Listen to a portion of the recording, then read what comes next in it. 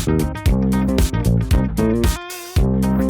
vous invite à suivre mon émission qui est La cause des conflits dans les foyers. Qui passe tous les jeudis à partir de 12h30. Je vous invite à cette émission. Dieu vous bénisse. Shalom.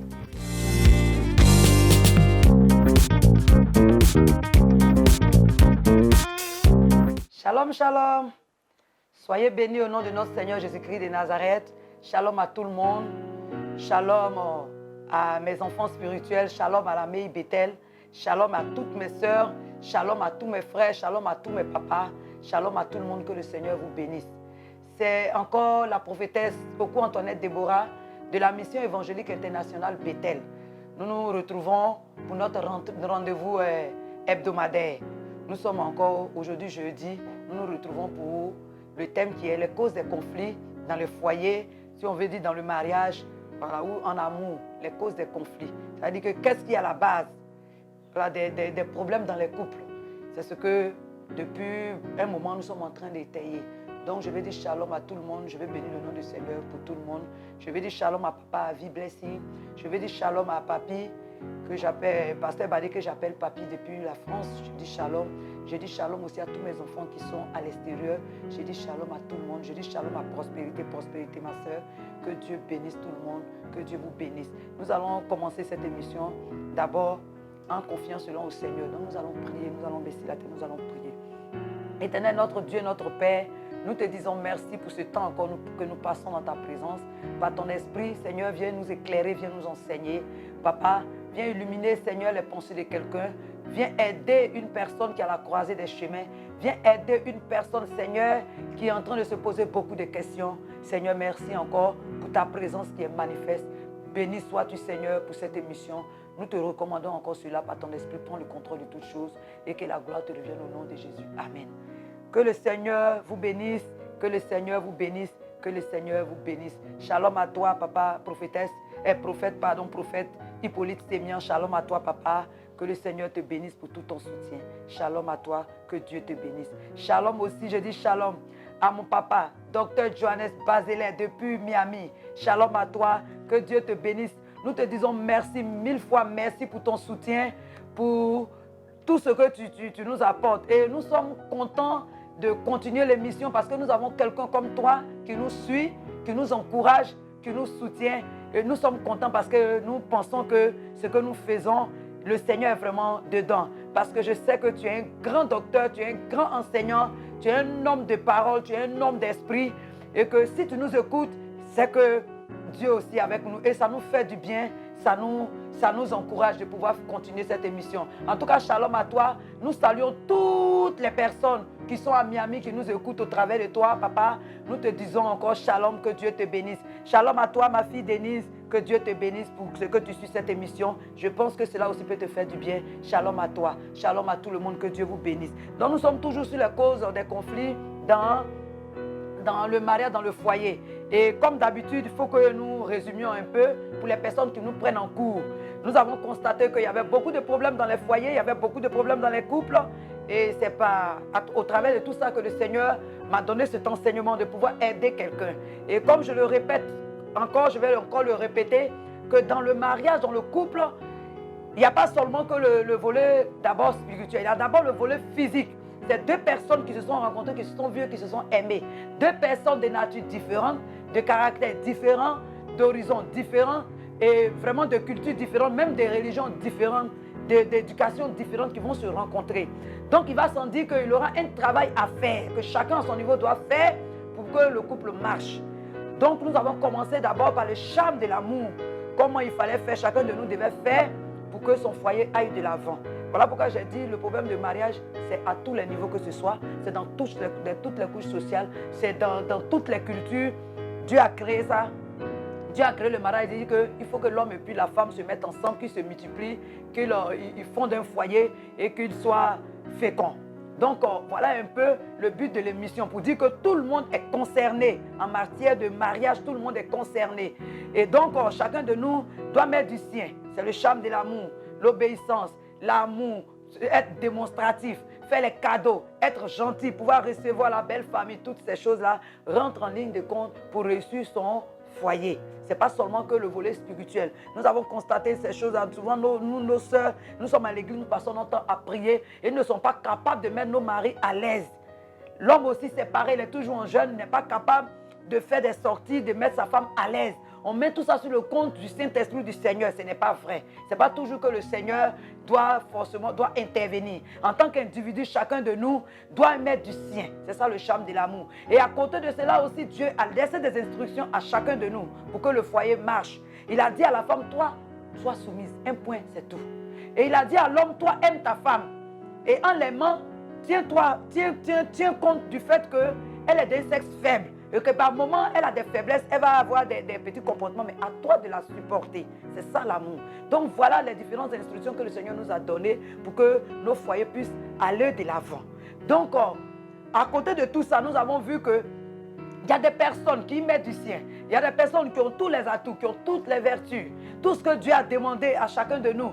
Chacun fait son effort. Mais il y a des personnes qui n'arrivent pas à se stabiliser. Il y a des personnes qui n'arrivent pas à se marier. Il y a des personnes qui n'arrivent pas à être stables dans un foyer.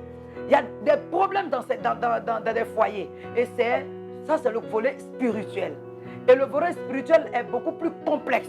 Parce que le volet spirituel, c'est un problème spirituel. C'est-à-dire que c'est quelque chose qui peut te dominer. Maintenant, qu'est-ce qui te domine? Qu'est-ce qui fait que tu n'arrives pas à être stable? Qu'est-ce qui fait que tu n'arrives pas à avoir un mari? Qu'est-ce qui fait que tu n'arrives pas à être stable dans un foyer? Qu'est-ce qui fait que tu n'arrives pas à avoir une femme?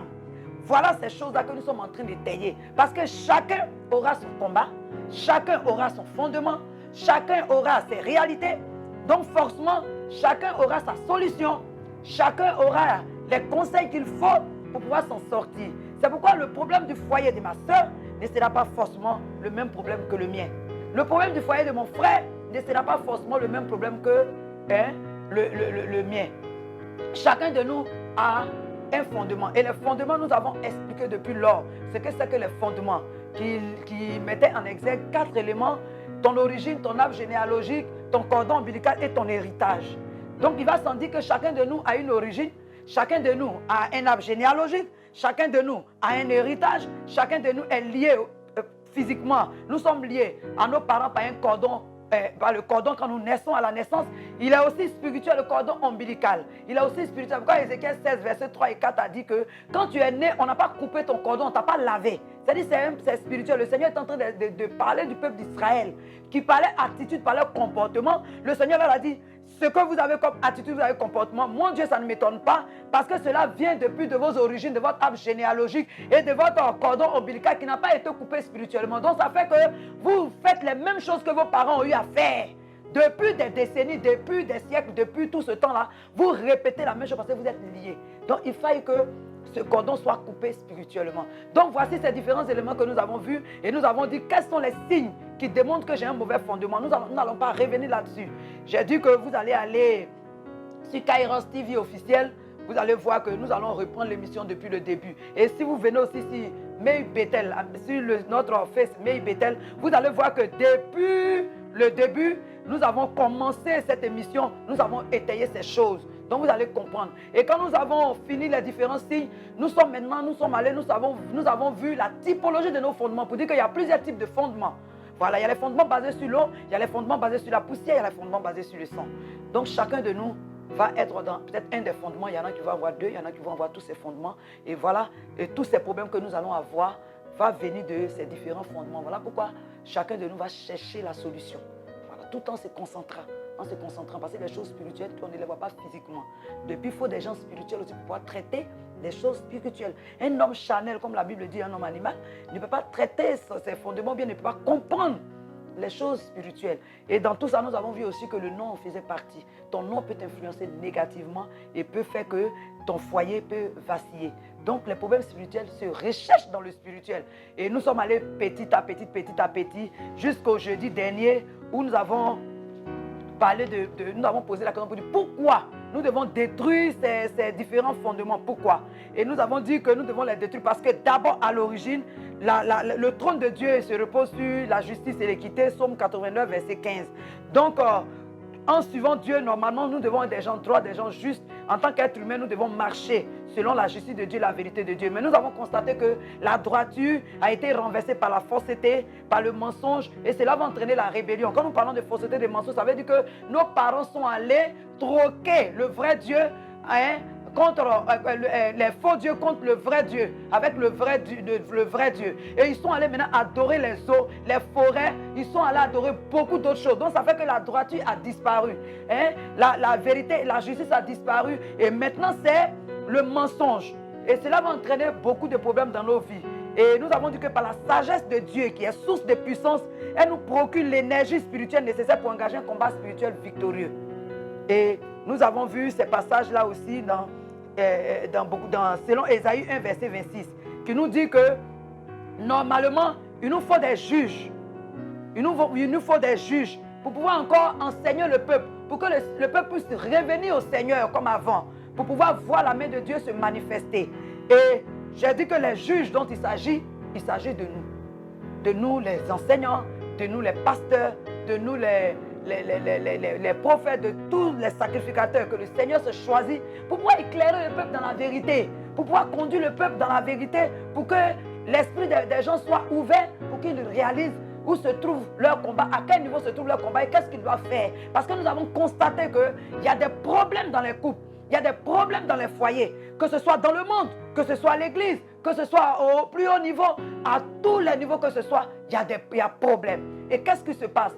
Donc voilà un peu, même dans la maison de Dieu. Donc il faut que les gens soient éclairés par les juges que nous sommes, leur dire la vérité, leur enseigner ce que la parole dit, pour que chacun puisse marcher selon cette parole et non rester dans les complaisances ou bien contenter les personnes. Ça, j'ai dit ça la fois dernière, je ne vais pas revenir là-dessus.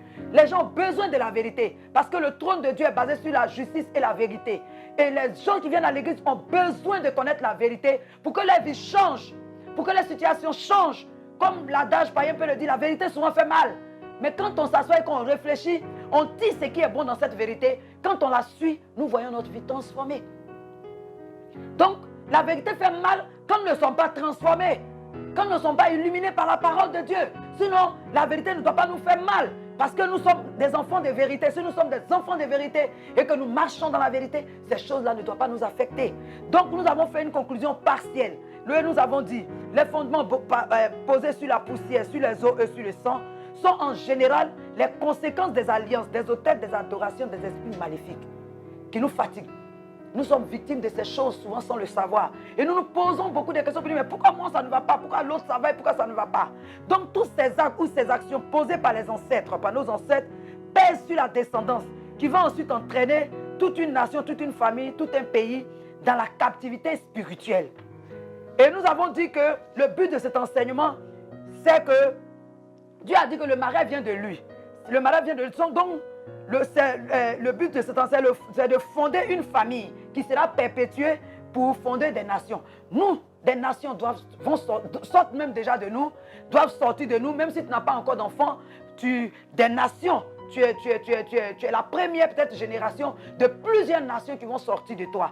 Si la base, toi, en tant que première génération de cette nation, si ta base n'est pas propre, tous ceux qui vont venir seront affectés. Donc le but de cet enseignement, voilà, c'est que nous puissions nettoyer tout ce qu'il y a à nettoyer pour que nos enfants ne viennent pas aussi payer la même chose que nous. Nous sommes en train de payer, par moments nous luttons, nous combattons contre des choses que nous ne maîtrisons pas parce que dans l'ignorance, nos ancêtres, nos familles sont allés faire certaines choses. C'est vrai que nous avons le salut quand nous avons Jésus-Christ de Nazareth, ça personne ne peut le nier. Jésus-Christ de Nazareth est venu pour sauver ceux qui sont perdus. Donc toi et moi nous sommes sauvés. Mais ce dont il s'agit, nous parlons de nos grâces, de nos bénédictions, comment entrer, comment posséder. Et comment posséder, la Bible nous a dit de prier sans cesse. Et d'aller à la recherche des informations. Tu peux être lié.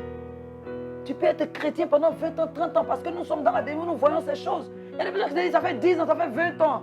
Je suis à l'église. Mais tu vois, la situation de la personne ne change pas. Et souvent nous accusons les gens, non, ils vivent dans le péché. Mais il y a des gens, ce n'est pas tout le monde qui vit dans le péché. La personne marche selon la parole de Dieu. Mais la personne, c'est parce que la personne est dans des liens. Et dans l'ignorance, cette personne est maintenue, elle est tenue.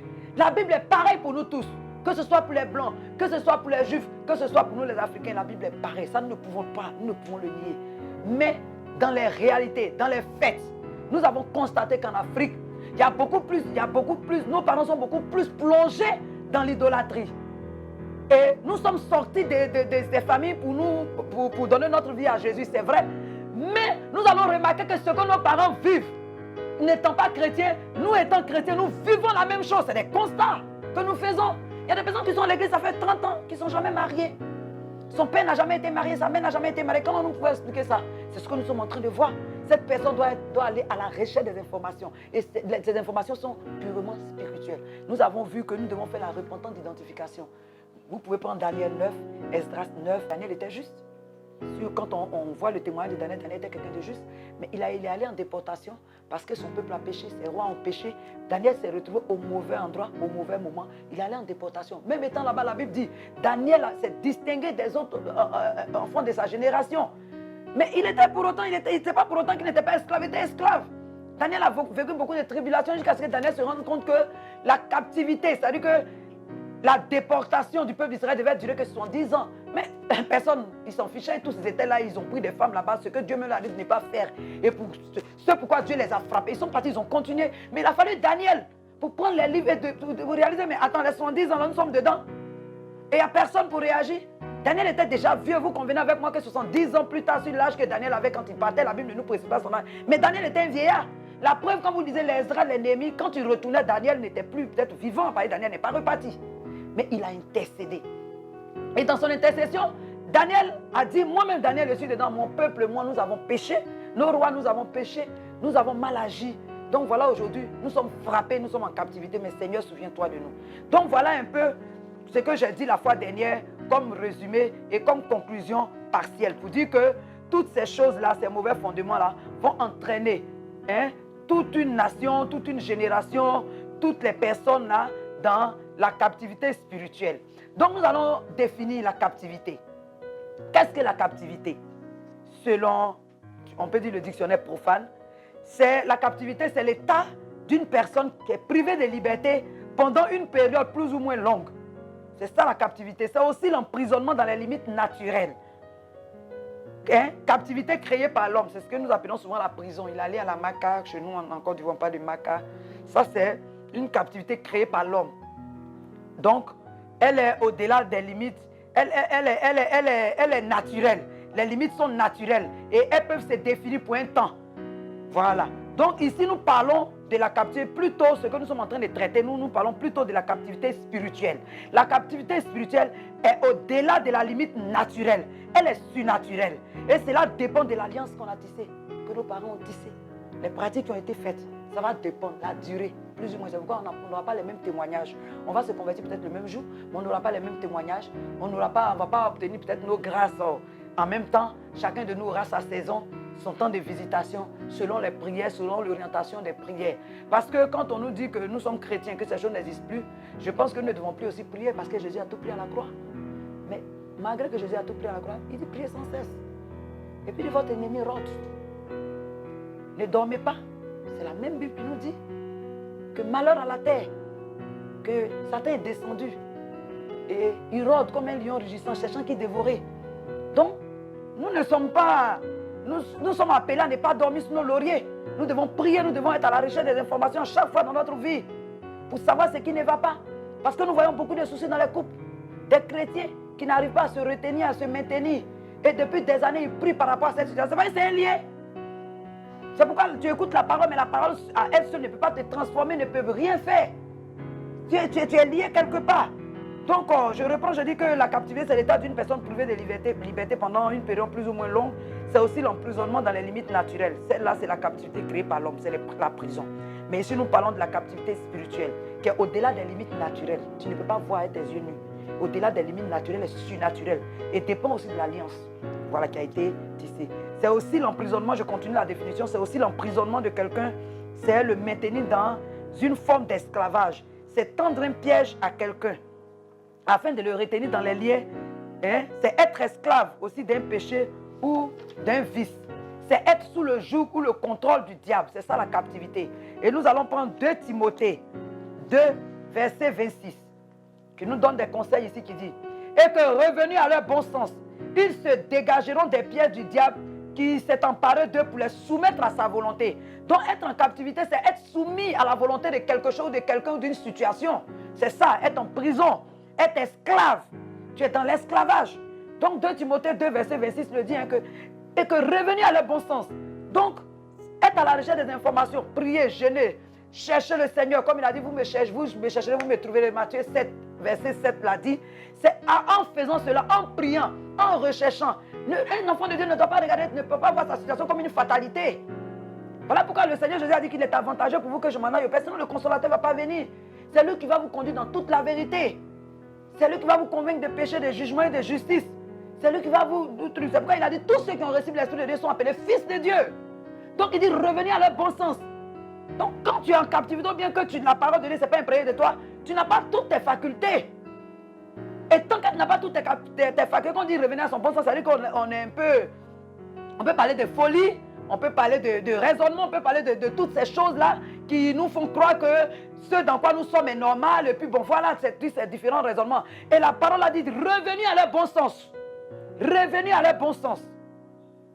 Alléluia, revenez à leur bon sens. Donc on peut être dans la maison de Dieu et puis on n'a pas encore tous nos sens. Nous sommes encore dans les rêves, nous sommes encore la folie peut-être du monde des choses sont encore dans nos vies. C'est pourquoi on dit revenir à leur bon sens. Donc voilà le passage. Donc j'ai dit que être en captivité, c'est sous le contrôle, Seigneur, d'un esprit. Tu n'as pas la faculté de faire ce que tu veux. Tu es dans ton foyer, ou bien tu veux te marier, mais tu n'as pas la faculté, tu n'as pas la force. Tu veux bien faire, mais tu n'arrives pas. Comme Romain l'a dit, c'est le jour même que tu dis que tu veux bien faire, tu veux bien attraper le monsieur là même qui t'échappe. Tu agis d'une situation bizarre, en tout cas tu commets un acte bizarre. En tant qu'enfant de Dieu, après tu te dis, mais je suis enfant de Dieu, pourquoi j'ai réagi comme ça? C'est que tu es emprisonné, tu es sous le joug d'un esprit.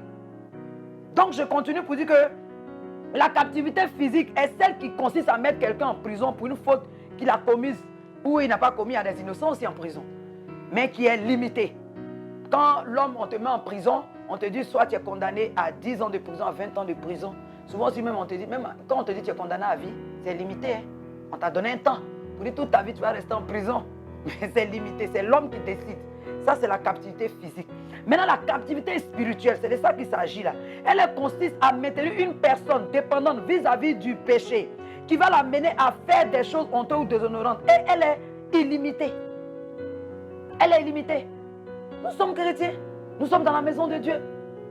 Nous rencontrons beaucoup de personnes, des responsables, des gens qui ont qui ont duré à l'église, mais qui vont te dire que je suis maintenu quelque part par telle ou telle chose. Et je prie, je gêne, je n'arrive pas à m'en sortir. J'écoute la parole de Dieu, ça fait 10 ans, ça fait 20 ans, mais je n'arrive pas à laisser ça. Et ça m'empêche soit de me marier, ou bien ça m'empêche d'être à l'aise dans un couple, ou bien dans un foyer. Mais il est chrétien. Personne n'a dit celui qui a accepté Jésus-Christ de Nazareth, il est sauvé. Mais pourquoi la personne n'arrive pas à se détacher? Pourquoi la personne n'arrive pas à avoir un foyer stable? Pourquoi la personne n'arrive pas à se marier? C'est parce que la personne est en captivité. L'âme de la personne est dans une prison satanique. Et cette prison-là, la personne est maintenue là-bas. Quand tu es maintenu, on a dit, tu deviens esclave. Tu es esclave de quelque chose qui te maintient. Suite aux alliances, aux adorations, la chose te domine. La chose te contrôle, la chose te dicte. C'est qu'elle veut que tu fasses.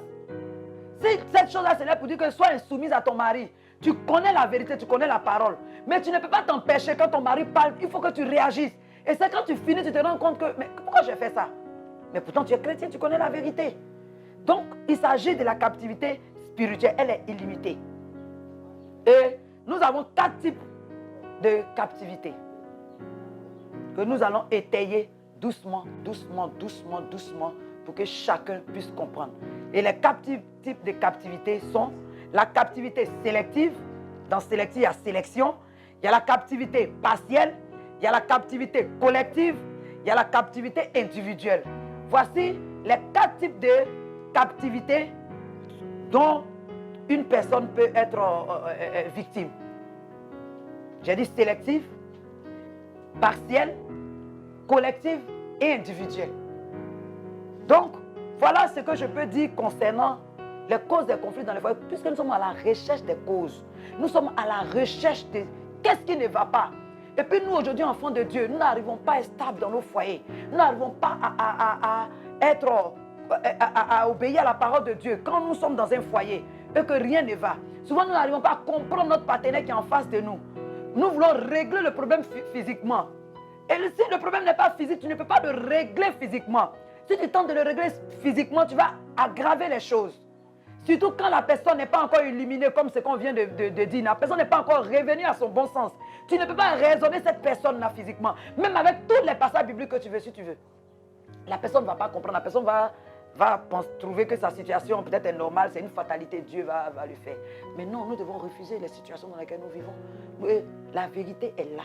La vérité est que quelque chose ne va pas dans ton foyer. Tu es chrétien, tu jeûnes, tu pries. Et c'est de ça que nous sommes en train de parler. Pour que tu puisses réaliser, pour que tu puisses comprendre, pour que tu puisses savoir que ce qui ne va pas là, je dois chercher, je dois être à la recherche des informations pour pouvoir comprendre. Beaucoup de problèmes dans les couples, beaucoup d'insoumission. Il y a des personnes, il y a des femmes, elles sont insoumises parce que ça dépend de leurs origines. Depuis l'origine, leur maman était insoumise, leur grand-maman était insoumise, dans leur famille, elles sont indexées pour ça. Donc quand tu vas te marier, tu seras chrétien, mais tu vas voir que cet esprit-là est en toi, malgré que tu connais la vérité. Parce que tu n'as pas chassé, tu ne t'es pas séparé, tu n'as pas dit à l'esprit-là que tu n'as plus de contrôle sur moi. Ce que tu n'as pas confessé te commande. C'est pourquoi la repentance dit quoi? Que je reconnais, j'avoue et je délaisse. Et toute chose commence par là, par la repentance. Et puis si toi-même tu n'es pas conscient, ou bien tu n'es pas conscient que cet esprit est dans ta vie, personne ne viendra t'enlever là. Tu vas dire que ça va aller, tu vas rester dans ça va aller jusqu'à ce que toi-même tu te rendes compte que là j'ai passé. Il y a un temps aussi, et la grâce a un temps. Il y a un temps limite pour la grâce de Dieu. On peut perdre pour rentrer dans la grâce. Je ne parle pas du salut, mais je parle de la grâce. C'est-à-dire que le temps de ta visitation peut passer. Le temps de ta grâce peut passer si tu ignores ces choses. Donc aujourd'hui, voilà ce que nous pouvons dire. Voilà, concernant cette émission, ce que le Seigneur m'a mis à cœur de le dire, qu'il y a trop de problèmes dans les couples et les problèmes sont beaucoup plus spirituels que physiques. Parce que les problèmes spirituels, franchement, sont beaucoup plus terribles à gérer. Et surtout, chez nous ici, les esprits sont encore dans l'air, sont encore frais parce que nos parents sont encore dans ces choses. Tu peux être en train d'adorer Dieu, puis on est en train d'adorer l'esprit de ta famille qui ne peut pas, puis on appelle ton nom. C'est pourquoi toi, chrétien, tu as 10 ans de conversion, souvent tu dois te retrouver au village dans des réunions bizarres, dans des endroits bizarres. Ce n'est pas des cauchemars, on appelle ton âme. Ton foyer est quelque part là-bas, dans les profondeurs des eaux. Ton âme, on t'a mis en captivité, ton mariage est enfermé dans une prison, ton mariage est en captivité dans une prison. On voit des hommes, même des serviteurs de Dieu, que nous sommes en train de se battre pour pouvoir se marier. On te donne les prophéties, on te dit ça va aller. Et les années passent, les semaines passent, les mois passent. Mais tu n'arrives pas à trouver. J'ai un homme de Dieu, lui, quand il allait vers les fiancés, un grand prophète, il te donne les paroles, c'est propre. C'est mon dernier témoignage. Mais quand il va vers une fille, aucune fille ne veut de lui. Toutes les filles de l'église, il a vécu la vie de son Dieu, il est fatigué. C'est un jour, au cours d'une pastorale, Dieu va se révéler à un des hommes de Dieu qui dit, c'est le nom qu'il porte, une fatigue. C'est le nom d'un fétiche au centre de la Côte d'Ivoire. Et c'est leur nom familial. Et ça a été révélé que c'est ce nom-là qui l'influence, qui fait qu'il n'arrive pas à se stabiliser maritalement. Et ce jour-là, tous les hommes de Dieu ont prié pour lui, pour briser ce nom-là sur sa vie. Et moi, il m'a rendu le témoin pour dire, prophétesse, j'ai dit au Seigneur, si je suis vraiment délivré, cette fois-ci, c'est pas moi qui vais vers une fille, mais elle-même, ma femme là, elle n'a qu'à venir elle-même vers moi pour me dire, Dieu m'a dit, tu es mon mari. Et c'est ce qui s'est passé aujourd'hui, il est marié. Mais combien de temps plus tard, pendant des années, il était ignorant de ces choses. Il se disait que le temps de Dieu va arriver, le temps de Dieu, il était dans le temps de Dieu, il était dans le temps de Dieu, il était dans le temps de Dieu. Mais il a fallu que le Seigneur révèle. Et ce n'était pas un homme de Dieu, c'est mon frère à moi, je vous donne le témoignage d'un frère que Dieu utilise, que j'aime bien. Mais c'est un témoignage palpable. Il servait le Seigneur, mais il n'arrivait pas à se marier. C'était difficile. Donc c'est les choses que nous vivons. Donc je vais dire merci au Seigneur pour ce temps que nous avons passé dans sa présence. Je vais dire merci à Sanogo Thiam. Sois béni depuis le Canada, toi qui nous suis. Je veux dire merci à ma fille Astou Kwame. Je veux dire merci au prophète Franck qui nous suit. Je veux dire merci à tous les serviteurs de Dieu qui sont là, qui nous écoutent. Merci, shalom à tout le monde. Que Que Dieu vous bénisse, que Dieu vous bénisse. Je suis la prophétesse Oku Antoinette Déborah de la mission évangélique internationale Bethel.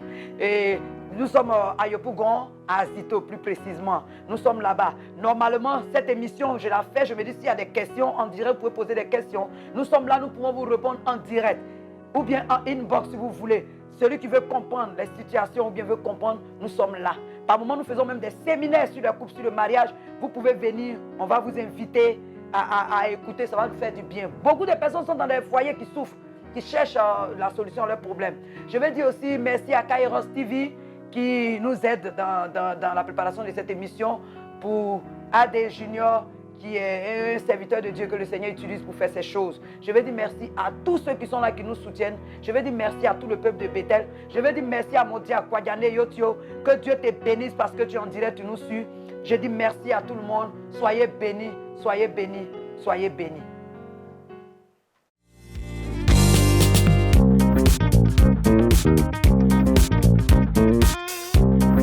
Je vous invite à suivre mon émission qui est La cause des conflits dans les foyers. Il passe tous les jeudis à partir de 12h30. Je vous invite à cette émission. Dieu vous bénisse. Shalom.